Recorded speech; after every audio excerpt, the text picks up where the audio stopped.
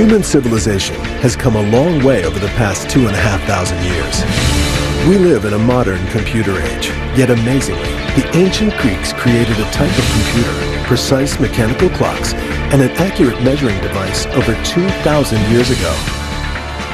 These devices have been hidden for thousands of years, but are now uncovered on Modern Marvel's Ancient Discoveries 1.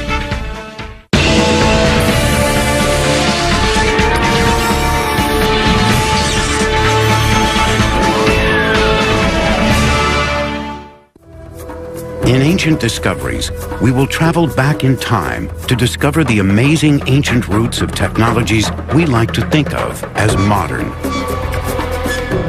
New research is beginning to suggest that many of the inventions of the last 200 years may in fact have already been known to the ancient Greeks and Romans. Much of what we have recently discovered, we may in fact have just rediscovered. The Greeks and Romans were also intensely practical people. Many of the things which they devised, planned and invented preceded by 2,000 years, things that we like to think of as modern. At the heart of this story of ancient achievement lies a mysterious and arcane machine, one so complex that many have refused to believe it could have been built by the ancient Greeks. Hidden for centuries beneath the Mediterranean Sea, encased in thick corrosion, it remained an enigma until 20th century science glimpsed inside.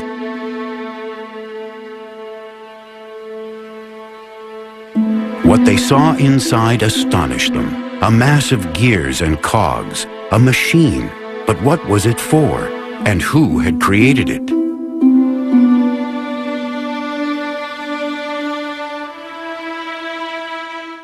For 100 years it has been a riddle which intrigued but baffled those who tried to understand the mysterious object known as the Antikythera mechanism. But now, finally, its story can be told.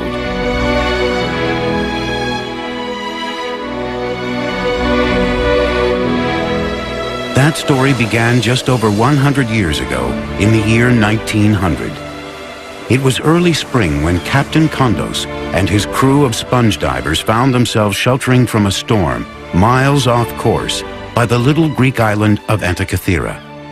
As the weather cleared, the captain decided to make the most of his unplanned stop by diving in the deep, clear waters off the island.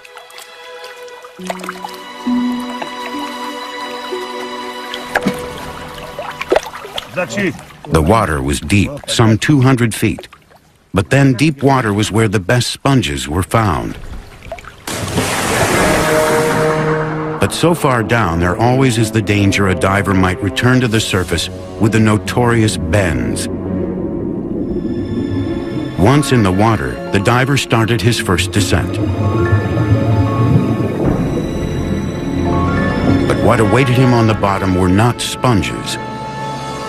As he looked around, he saw what appeared to be dead bodies scattered in all directions.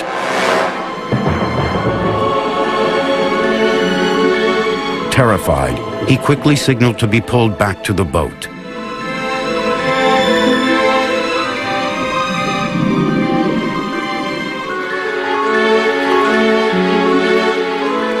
Some thought the diver was mad. Perhaps he had the bends. But the truth was far, far stranger than that. 2,000 years ago, another ship had sailed these waters on its way from Rhodes to deliver a precious cargo to a wealthy Roman citizen.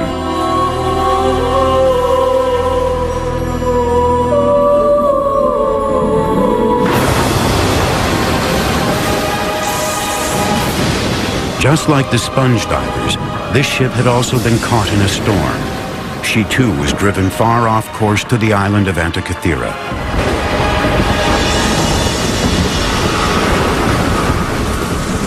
But this ship was not destined to survive. Here she sunk, and here she still lay.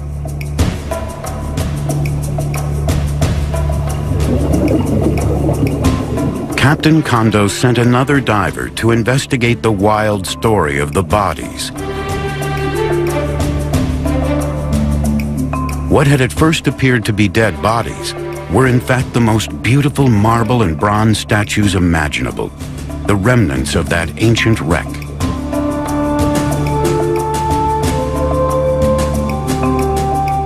Along with the statues, other treasures such as decorated Greek vases and jewelry were winched to the surface.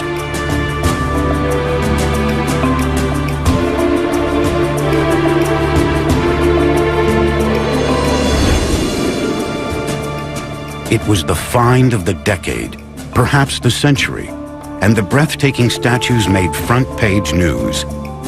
One of the most perfect bronzes recovered was named the Antikythera Youth. The piece was universally acknowledged as a work of genius.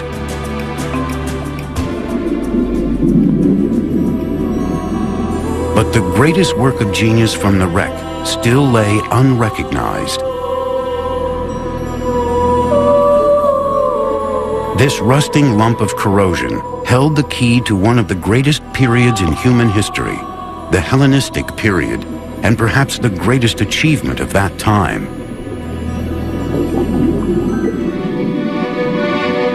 Two and a half thousand years ago, the Mediterranean was a place where science, philosophy, and art flourished. The Greeks, known as Hellenes, were living in what many regard as a golden age. They had invented democracy, opened up the fields of mathematics and science, and introduced the world to philosophy. They were inquisitive and inventive, no different in many ways from us today. In trying to understand their world, they had created this strange machine. All their 21st century descendants had to do was work out what they had created it for. Part of that answer lay far from Antikythera in a London museum display case. 20 years ago, Michael Wright, curator of engineering at the Science Museum in London, came upon another mysterious ancient mechanical device.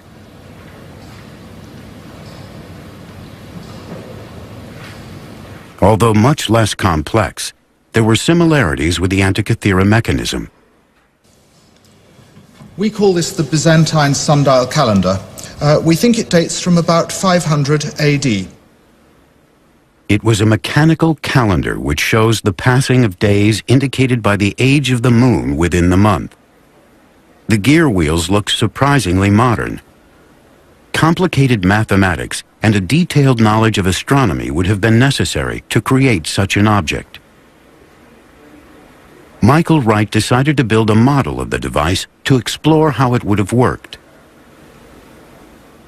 The model shows the position of the sun and moon within the zodiac at any given date, as well as the age of the moon.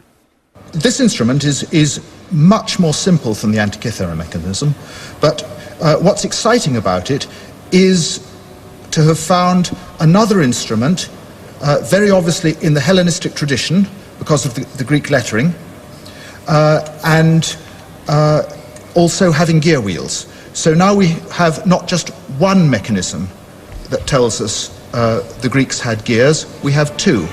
We've doubled the evidence.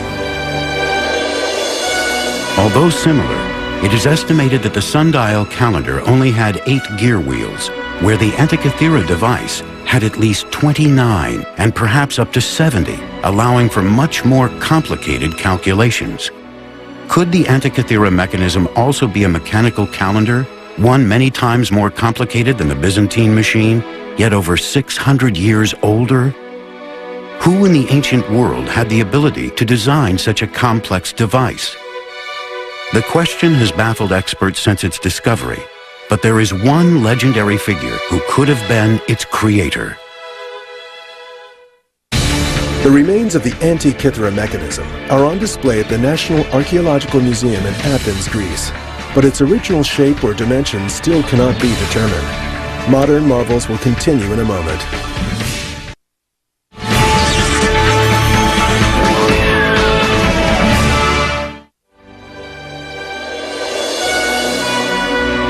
The inventor of the Antikythera mechanism would have to have been an expert in both mathematics and engineering, a genius, centuries, perhaps even millennia ahead of his time.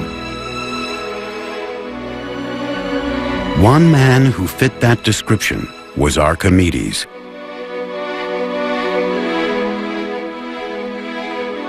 Archimedes lived during the Hellenistic period in the Greek city-state of Syracuse, on what is today Sicily, off the coast of Italy.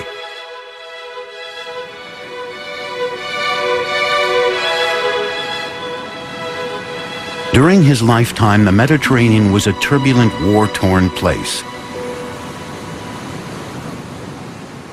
A world in which his talent for military invention was put to good use by both his fellow Greeks and the aggressive new power of Rome that was slowly spreading its tentacles across the Mediterranean.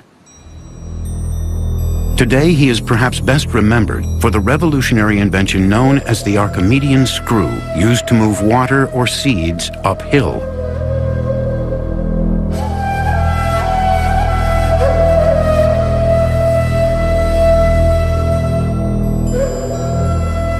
But Archimedes was also fascinated by other difficult mechanical problems, such as how to accurately measure distances.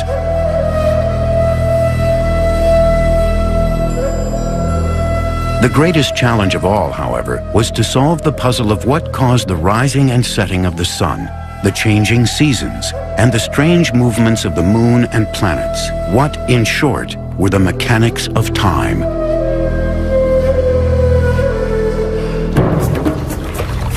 Many years earlier, Archimedes had traveled across the Mediterranean to the most important cultural center of the Hellenistic world,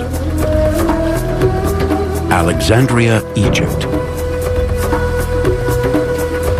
Alexandria was the most sophisticated place on earth. Founded by Alexander the Great, it was now ruled by the descendants of one of his generals, Greek soldiers who had risen to become pharaohs. It was a unique place, the meeting point of the age-old civilizations of the Mediterranean, a city of Egyptians, Greeks, Romans, and Persians. Here they combined the wisdom of the pharaohs with the brilliance of Greek philosophy to create the intellectual powerhouse of the ancient world.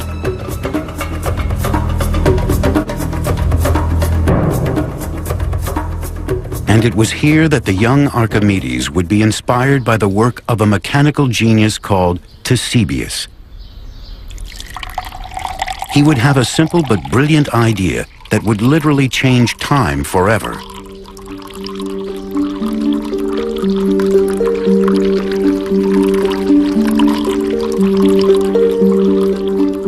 Ctesibius was fortunate to be born in Alexandria,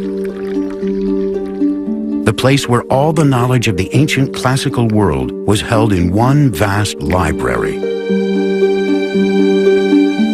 A place where the great thinkers of antiquity studied, and where shelf upon shelf held the thousands of scrolls recording their work.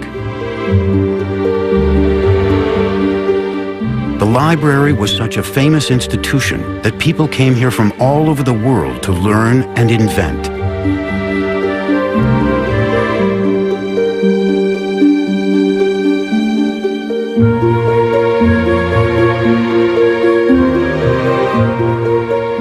It was here that Ctesibius' revolutionary invention was recorded, and where the young Archimedes may first have read of his work.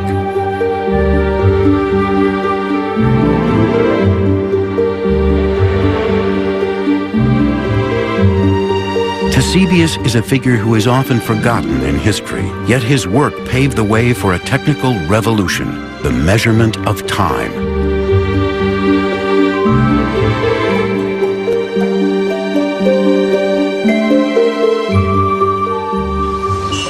Yet Ctesibius came from humble beginnings. He was the son of a simple barber. As a young man, he had worked in his father's barber shop in Alexandria, inventing simple gadgets such as adjustable mirrors. And here he was surrounded by the constant dripping of water, which would inspire his great invention. Ctesibius knew that for thousands of years, the Egyptian had used ordinary water timers to mark the hours of the day. The famous Karnak water clock is one example. It is a vessel which was filled with water, and as it drained out through a spout at the bottom, the time could be read as the level dropped. Markings inside showed the passing hours and allowed the ancient Egyptians to measure the passing of time during the day or night. But this was still only a timer, known in Greek times as a clepsydra, not a constant clock. As the water level dropped, the water came out more slowly. Eusebius, however, saw the solution. He realized that if the vessel was always full, then the water pressure outflow would always be the same. If he could master that, he knew he could create an accurate device which would change the world. This then was the challenge he decided to set himself. Eusebius saw that the way to simplify the Egyptian clepsydra was not to utilize outflow of water, but to try and obtain a uniform inflow of water. The challenge was to keep the reservoir of the clepsydra full at all times. And this is how Eusebius did it. First, he added another water tank above the main reservoir. This poured water into the top faster than it could flow out, meaning the reservoir was always full, and any excess water could just run off into an overflow container.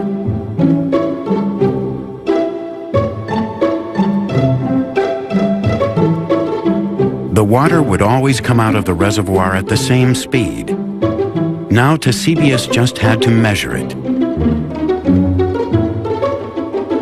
To do this, he decided to put another water tank under the constant outflow. In this container, he placed a float with a pointer on top and a scale next to it.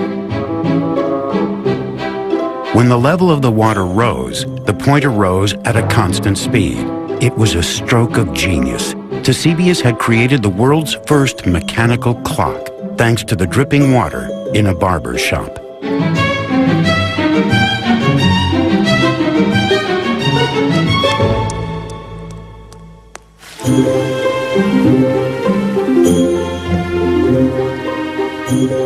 He had harnessed the power of water, and in the process, he had become the master of time.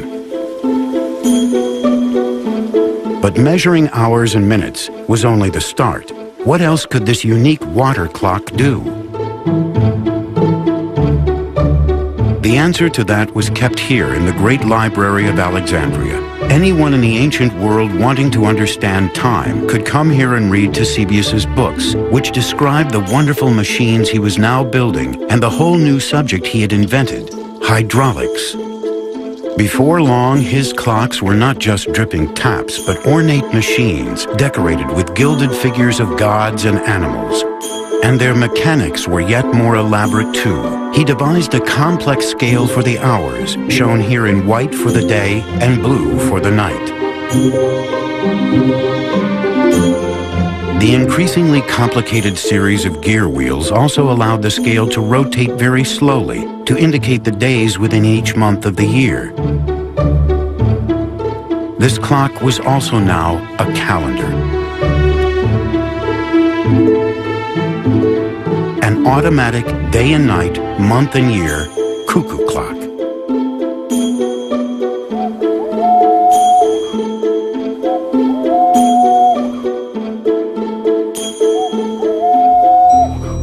Archimedes was clearly fascinated by Eusebius's creations. He studied his clocks and used his own genius for invention to continue the work.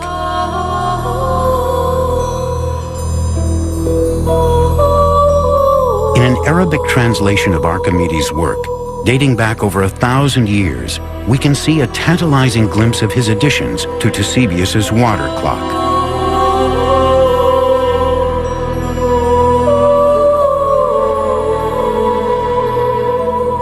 This modern reconstruction shows Archimedes' elaborations to the Eusebius clock.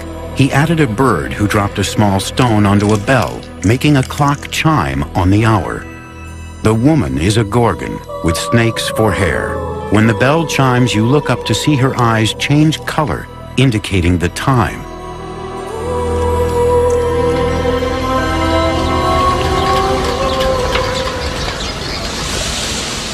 Alexandria today is a busy modern port. A new building now stands in place of the famous library. Tragically, the original library was burned to the ground, and with it was lost nearly all the knowledge of the ancient world. Only a very few ancient texts remain which mention Ctesibius's work. We may never know what else he invented, as not one single page of his own work survives.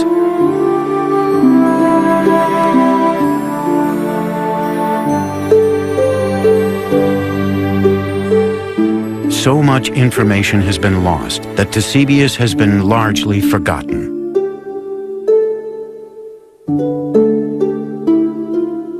However, there is one legacy of his work, one clue which is still standing.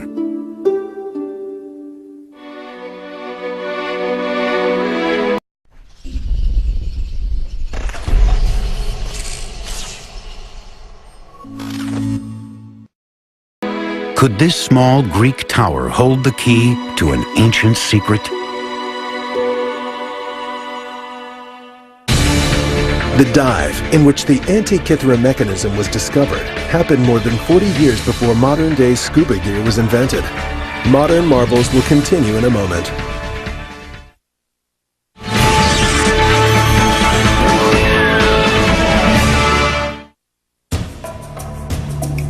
This unassuming tower, tucked away in a corner of Athens, is one of the best preserved buildings from antiquity. Its survival, almost untouched, is a miracle, and one due to the fact that for centuries it was believed to be the tomb of the philosophers Socrates and Plato. But this isn't a tomb. Carved on its 8 faces are a clue to its real use. On each side, a worn sculpture of each of the 8 winds can still be seen, along with a sundial.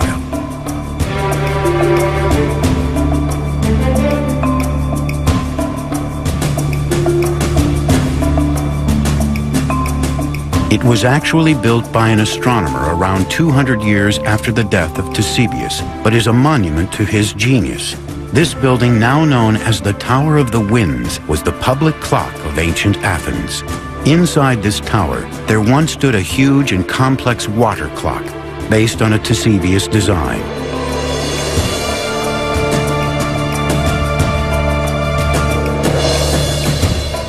This clock was fed by a constant stream of water which ran from a spring on the Acropolis, from which the whole population of Athens could tell the time. But this was more than just a clock or even a calendar. Some believe this strange building housed a device that even charted the movements of the sun and moon in relation to the constellations of the zodiac. We know the Greeks were measuring hours, days, and months during the time of Ctesibius. Could it be that they had also started to look above and measure the heavens? One man believed the answer may lie in the cogs and wheels of the Antikythera mechanism.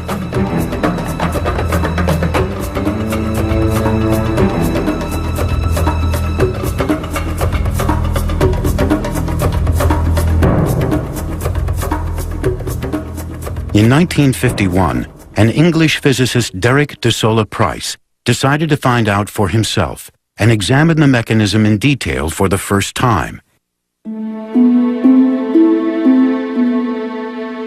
De Solla Price traveled to Athens to look at the mechanism. The pieces had lain largely untouched since its discovery 50 years earlier. The device had disintegrated further, exposing pieces of the gears, which he was able to study. He became determined to crack the secrets of the Antikythera mechanism.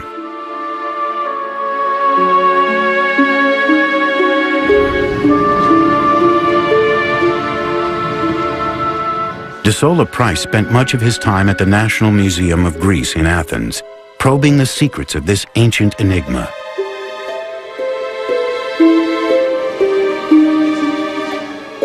Something told him that these fragments were the real treasure from the Antikythera wreck.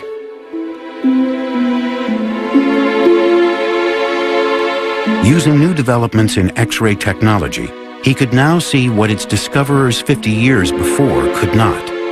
Looking through the corrosion, he was amazed. A machine so complex, it could almost be modern. He had to know what it was for. His meticulous studies of the cogs, gear ratios, and inscriptions gave him clues to the possible purpose of the mechanism.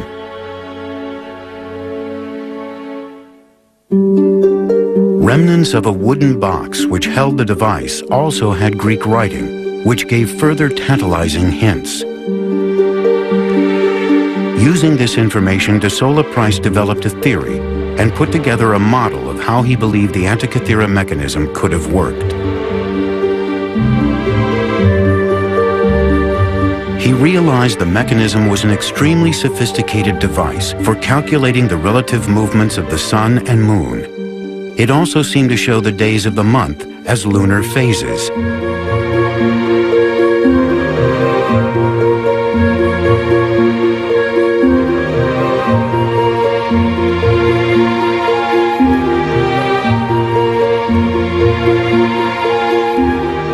De Sola Price had established its mechanical complexity and knew that the knowledge required to create such a machine was immense. He believed that at the front of the mechanism, a bronze dial showed the date and positions of the sun and moon. A dial at the back would indicate the month, possibly within a 12-month year. Another dial at the back seemed to show either a cycle of 47 months or 4 years. De Sola Price called the mechanism a calendar computer.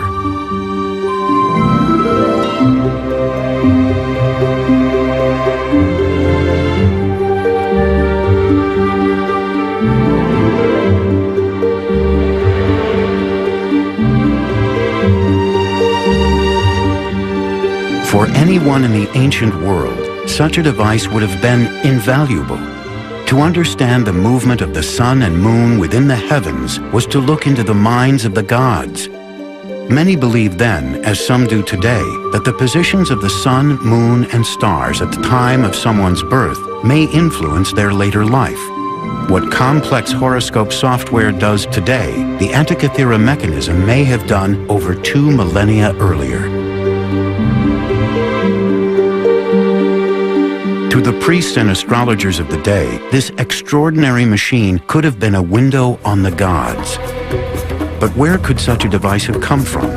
De Sola Price had an extraordinary theory. What if machines like the Antikythera mechanism were part of municipal clocks, powered by the very water clocks that Eusebius had invented? What if they were commonplace in the Hellenistic world? Was this the secret of the Tower of the Winds? Not just a sundial or even a clock, but an automatic model of the movements of the sun and moon within the universe. De Sola Price also suggested that the Antikythera mechanism was a later copy of one of Archimedes' machines lost to the world since the destruction of the Great Library at Alexandria.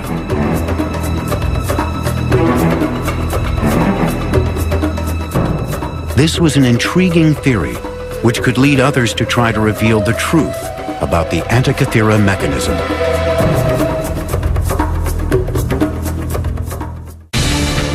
In 1953, Jacques Cousteau and the crew of the Calypso explored the Antikythera wreck site. When they returned in 1973, they found previously undiscovered gold bars. Modern marvels will continue in a moment.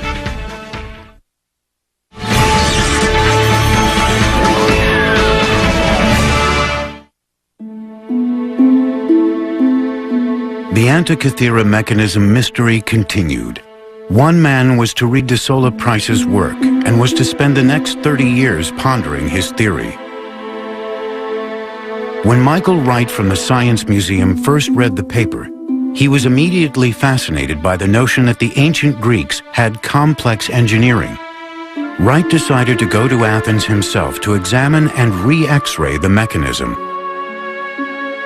We've got this view with several of the pieces put together, and it helps me to build up a more complete picture of just how the gear wheels were arranged inside the box before it all fell apart.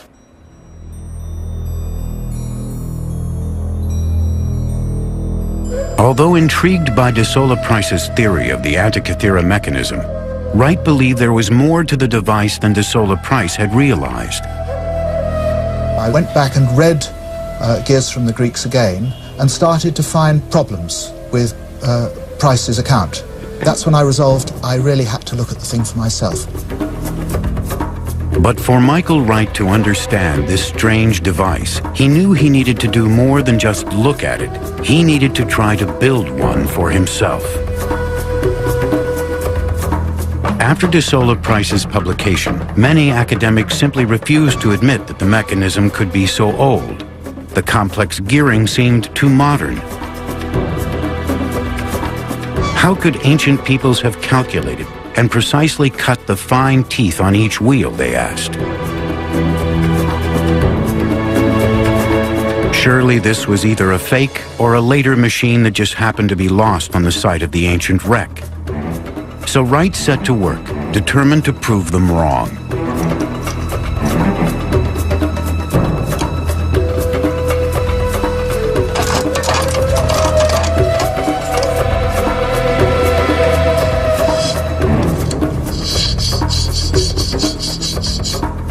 Using only tools similar to those available in the ancient world, with the Greeks' knowledge of geometry, he set out to copy these elaborate gears in his workshop.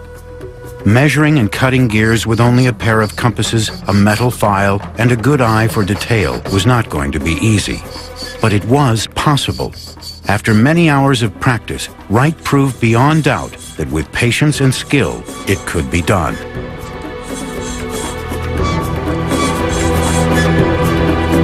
You can't deny the evidence that the Antikythera mechanism exists.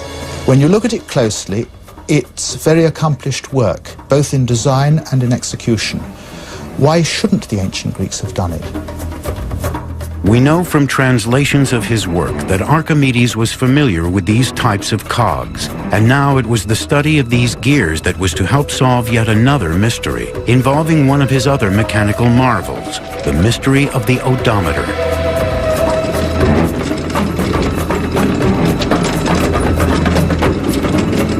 We all use odometers every time we get in a car.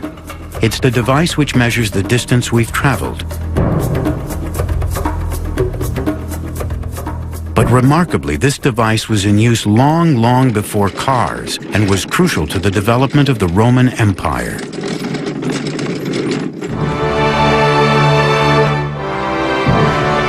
The odometer was said to have been invented by Archimedes while he was working for the Roman army. It had been decreed that every road should be marked each mile with a milestone, but Roman roads stretched hundreds of miles, so how could they be accurately measured?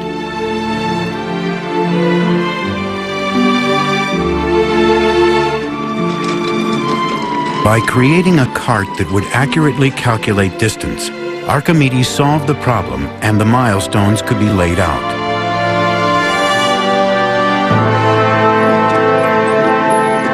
This accurate measurement of distance would prove crucial in planning troop movements, and that gave Rome the edge on her enemies.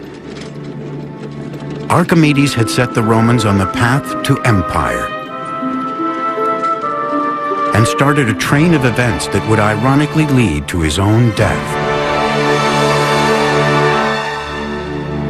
Today, the most famous of Roman roads, the Appian Way, is still marked in places by the milestones that Archimedes' machine laid out.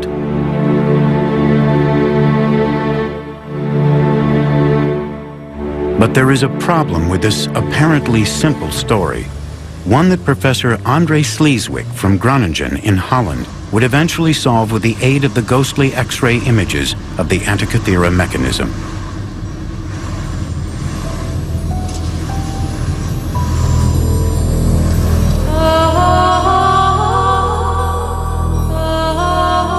As no originals survive, the only clues to how the odometer worked are a few faded drawings in a Renaissance book based on a description of an odometer by a Roman author called Vitruvius.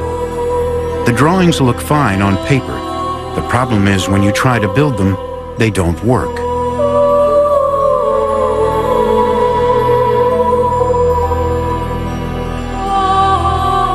Even Leonardo da Vinci attempted it. These are his sketches of an odometer which he attempted but could not successfully build.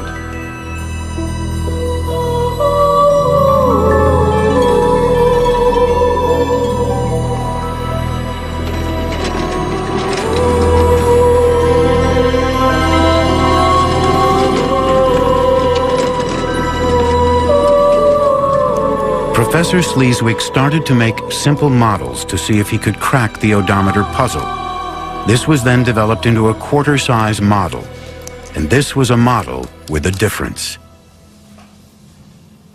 Where even Leonardo had failed, Sleeswick's model worked.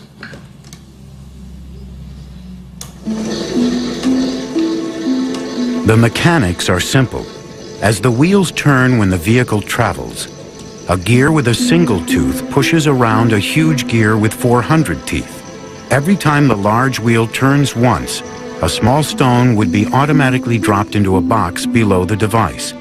This allowed miles to be marked.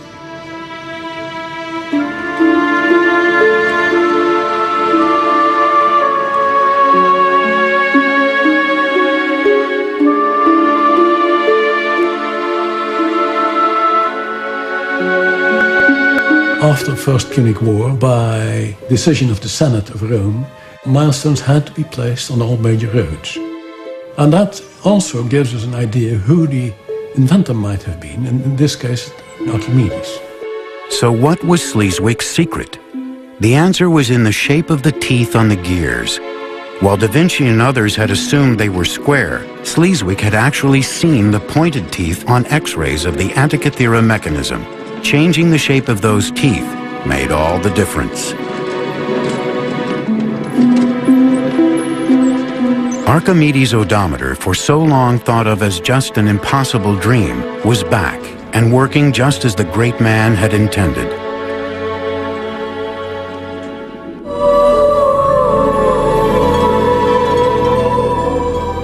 All thanks to that most mysterious of ancient objects, the Antikythera mechanism.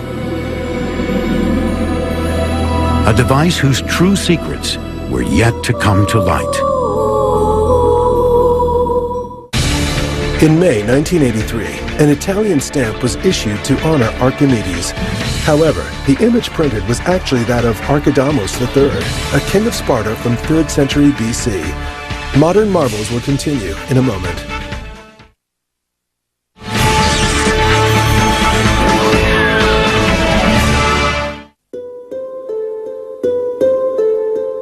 Back in London, Michael Wright was building his working Antikythera mechanism model using ancient techniques.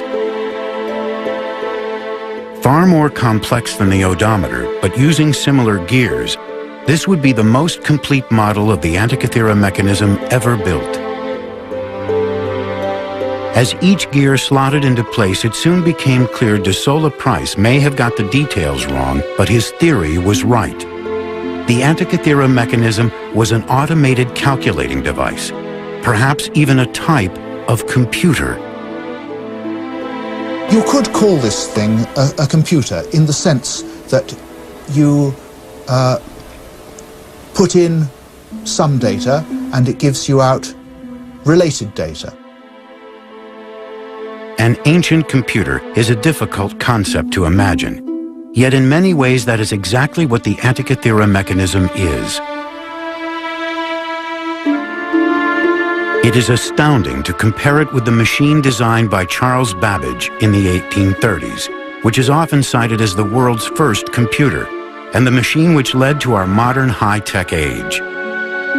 This was the first modern device which could make automatic calculations. The technology is startlingly similar to the Antikythera mechanism, yet there is 2,000 years difference between the two. Wright believes that the Antikythera mechanism was more complex than De Sola Price imagined, and most importantly, also showed the changing positions of the planets as well as the sun and moon over time. In Wright's model of the mechanism, a knob is turned to set the days and months. Intricate gearing then moves a series of indicators which represent the sun, moon, and planets. The knob could be turned every day so the position of the planets could be monitored throughout the year, or it could be set to a specific date to show their positions at that time. It is, in effect, a mechanical model of the Greek universe. Today, astrologers need a complex computer program to carry out exactly the function of the Antikythera mechanism.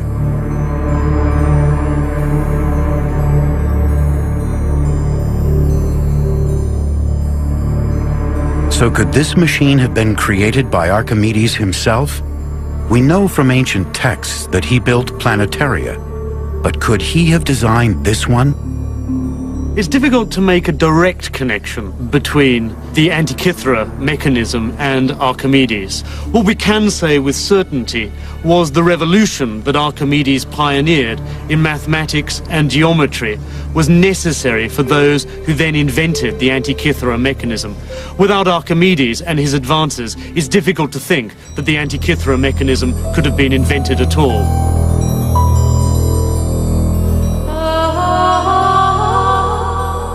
Archimedes' own life was cut short before he could finish his revolutionary work on mathematics and mechanics. During the Roman sacking of his home city of Syracuse, it is said a Roman soldier was sent to find him and bring him back alive. When Archimedes refused to leave his work, the soldier became angry and killed him.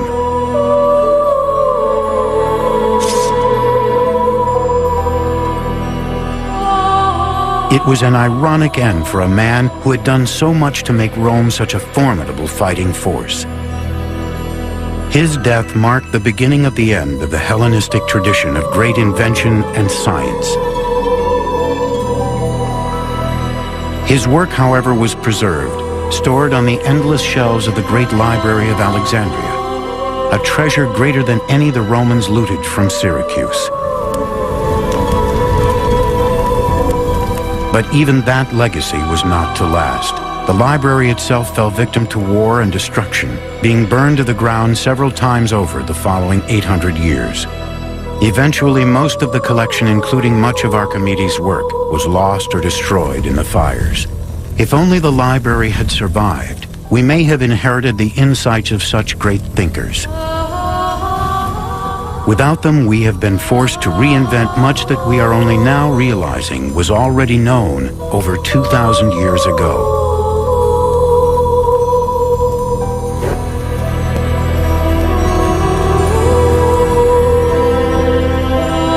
If we had not lost this ancient wisdom, how much more advanced might science and technology be today?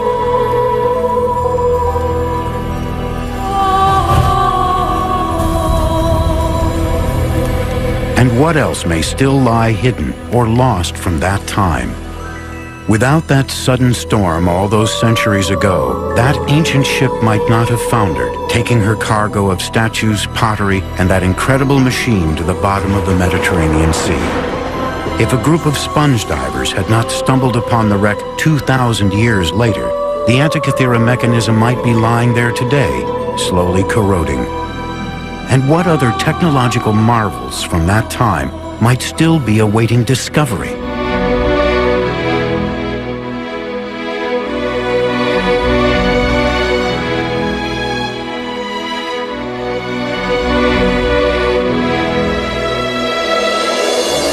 I think that these mentions we have in the literature and this one instrument are just the tips of icebergs showing that there was a great deal more to this tradition that we haven't heard about. 2,000 years ago, there was a world more advanced than we had dared to believe, and more secrets from that time may still lie waiting to be discovered. Ancient discoveries we are only just beginning to understand.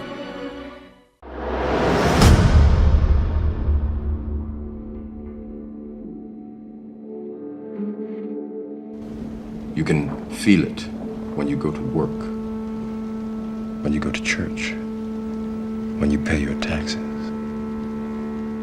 It is the world that has been pulled over your eyes to blind you from the truth. What truth?